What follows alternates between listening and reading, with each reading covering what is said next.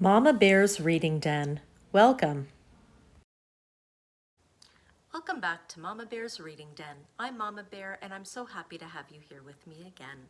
It's almost Christmas, so that means it's time for another Christmas story. I hope you'll enjoy it. Don't forget to subscribe to my channel and share it with your friends.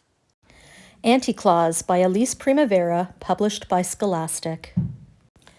The Kringle family lived high atop the luxurious Bing Cherry Hotel in New York City, and they loved Christmas. They kept a Christmas tree up all year round.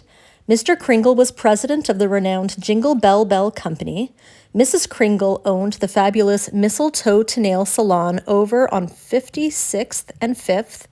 They had even named their young son after you-know-who. Sophie and her little brother had everything, but if you asked was it enough, no, they would say. Was it enough to have their own private soda fountain? No. They would shake their heads back and forth. Or clothes and books galore? No, no, no, they would scream. It had been suggested by their great-aunt, Auntie Claus, that maybe Sophie and her little brother were given too many presents. You can never have too many presents, sniffed Sophie. That's my motto. Yes, everyone in the Kringle family loved Christmas, but no one loved it more than Auntie Claus. Auntie Claus lived at the Bing as well, penthouse 25C. Every afternoon, Sophie was summoned there for tea.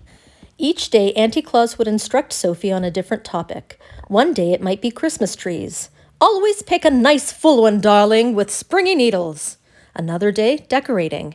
You must drape the garland, darling. One strand at a time. You must never throw it on. After they finished tea, Auntie Claus would close with these words of wisdom. And darling, always remember my first and final rule. Whether it's birthdays, Christmas, or Halloween, it is far better to give than it is to receive.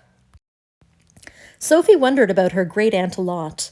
She's so mysterioso, Sophie thought, and this was true. There were many strange goings-on up in penthouse 25C. Most people considered Auntie Claus just another eccentric New Yorker, but Sophie knew that there was more to her than met the eye. For instance, what was the diamond key that always hung from a silver ribbon around her neck? Just a bit of costume jewelry, darling, her great-aunt would say, then quickly change the subject. Why did Auntie Claus leave every year right after Halloween and not return until Valentine's Day? Just a business trip, darling, and she'd change the subject again. Where does she go? Sophie wanted to know. Once again it was Halloween, and Auntie Claus announced, "In 1 week, I'm off on my annual business trip." "What kind of business are you in anyway?" Sophie had asked. "That, my darling, is something for me to know and you to find out," Auntie Claus had said with a twinkle in her eye. And that was exactly what Sophie intended to do.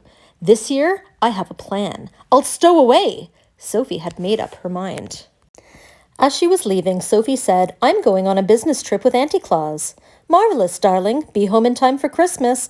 There's a good girl," said her mother. "Do take your mittens," said her father. "I'm going too," said her little brother. "Oh, no, you're not," said Sophie. "Can if I want to," he said. "Cannot," she said. "Can too," he cried. "Cannot," she yelled. "Wah!" Sophie could hear his ear-splitting scream start to fade as she ran out the door. Sophie tiptoed into Auntie Claus's apartment. There were many boxes and trunks waiting to go. Choosing the largest, Sophie pushed aside the capes and furs and wriggled inside. Quietly, she made a little peephole in the cardboard so she could see everything that was going on. Auntie Claus entered the room. She removed the diamond key that hung from the ribbon around her neck. Next, she placed the key into the lock of her old elevator. The door slid open, the boxes and trunks were loaded, the door slid shut. Vroom! The elevator shot up in the air and out into space. They were going up, up, up. Minutes, an hour passed, and still they were going up. Sophie could feel it getting colder and colder. From her peephole, she could see stars zipping by. Or was that snow? We can't possibly be in New York any longer, she thought. The elevator landed with a thunk, tipping over Sophie's box. She could no longer see, but she thought she heard cheers. The sound soon faded until all became completely silent. Thinking it safe, she climbed out of the box. "Where am I?" Sophie whispered. "You must be the new elf," a little man said. "That's it," said Sophie. "I'm the new elf. Who are you?" "I'm Mr. Pudding," he said. Oh dear, you're in violation of elf rule number 3. "What do you mean?" asked Sophie indignantly. He pulled a worn green and red book from his pocket. On the cover it read, "Elf Rules and Vital Information." He pointed to the section marked Dress Code.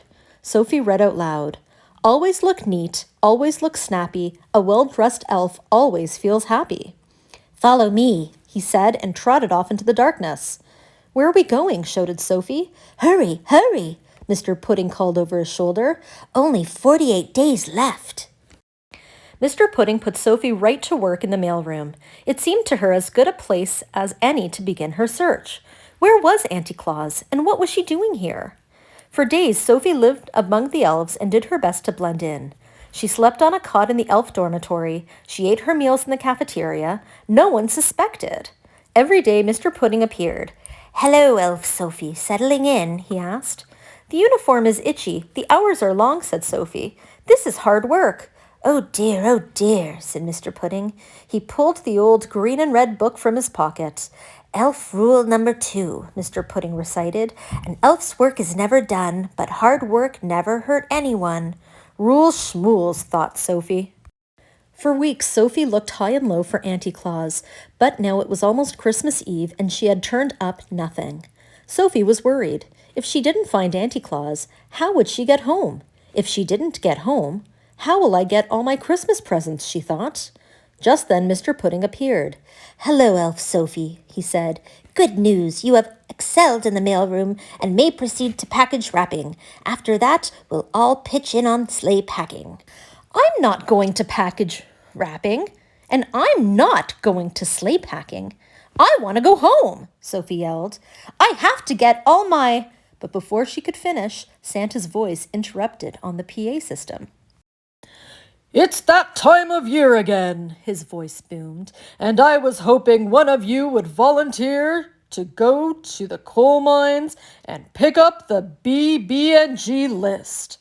Sophie whispered to Mr. Pudding, "What's the BB&G list?" "BB&G," he shivered, "is short for bad boys and girls.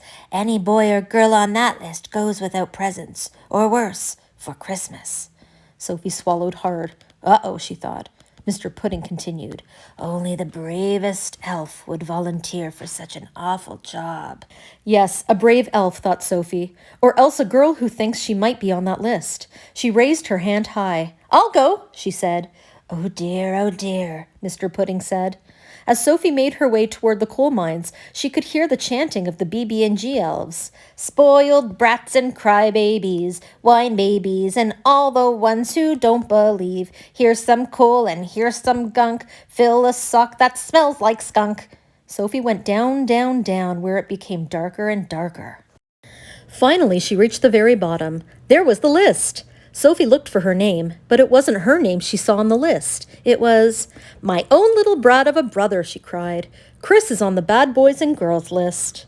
Well, she thought, once she'd gotten past the shock of it, they two kind of make a point. But then she pictured the two of them on Christmas morning.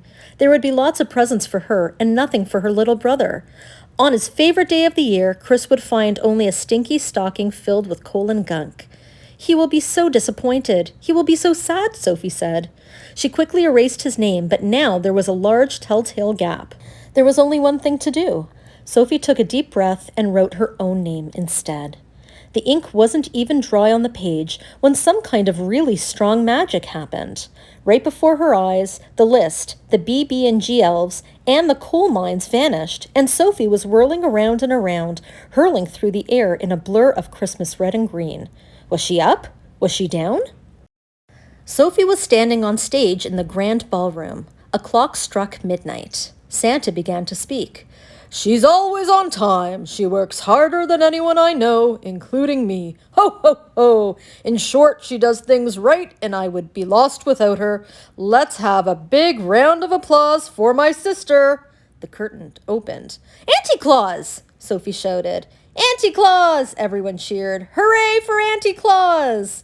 Turning to Sophie, Auntie Claus winked and said, "Come along, darling. You must be home in time for Christmas." Sophie was about to climb onto the sleigh when Mr. Pudding appeared. He was waving the green and red book in the air. Oh dear, he cried. Auntie Claus, Sophie can't leave until she knows the first and final rule. See, it says so right here in the Department of Procedures. The reindeer stomped restlessly and shook their heads as if to say, Let's go, let's go! Sophie knows the first and final rule, Mr. Pudding, said Auntie Claus. I do, said Sophie. Yes, you do. Now hop onto the sleigh, there's a good girl. Sophie jumped onto the sleigh and it rose up into the sky. Goodbye, goodbye, she called. She could barely hear her aunt's voice over the wind and the snow. I knew you had it in you. Merry Christmas, darling. The sleigh picked up speed. Ho, ho, ho, Santa laughed as the stars whizzed by. Sophie closed her eyes, her face stung with the cold. When Sophie opened her eyes, she could hardly believe she was in her own bed again. She ran down the stairs toward the living room. Please let him get his presents, she whispered to herself. Under the tree was her little brother. His cheeks were red, his eyes sparkled, his belly shook with laughter. Merry Christmas, Sophie, he bellowed. Merry Christmas, Chris, Sophie said with great relief. It was then that she realized, Auntie Claus is right. I do know the first and final rule. She said to herself, it's far better to give than it is to receive. There is something here for you, her mother and father said proudly. They handed Sophie a tiny box with a card. Inside was a diamond key hanging from a red ribbon. It's from Auntie Claus, Sophie said. Where is Auntie Claus anyway? Chris piped up. On a business trip, darling, Sophie said and smiled mysteriously. Suddenly a thought occurred to Chris. She's never here on Christmas, he said. What kind of business is she in anyway? That is something for me to know and you to find out, Sophie said to her little butterball of a brother. And someday he would, but that's another story. Well, that was a fantastic Christmas story, wouldn't you say? And another story with a wonderful message. It is always better to give than it is to receive. That means giving gifts makes us feel much better in our hearts than it does to receive presents. And I hope all the little cubs out there remember that. I'll see you tomorrow with another story, and it's another day closer to Christmas. Until then, be good little cubs. I'll see you tomorrow. Bye.